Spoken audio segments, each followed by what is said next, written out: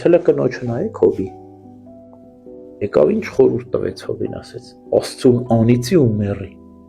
Խես ապրում։ Այսինքն այս ամբողջ տարիների վաստակը, քո ժառանգությունը, քո հավատքը ջուրը գցի ու դու ոչնչացի, գնա դժոխք։ Հոբը ինչ պատասխանեց, ասեց. Խոսեցի իբրև անզգամ կին։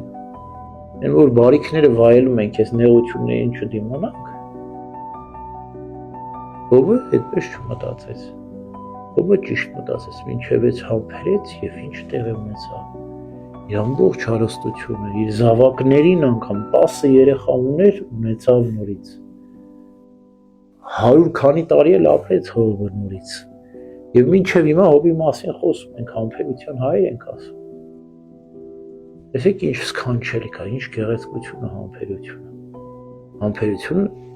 հարությունը, կենթանությունը, վերստին ծնունդ է, որտեղ մարդը երբ որ համբերում է, դուրս է գալիս փորձում։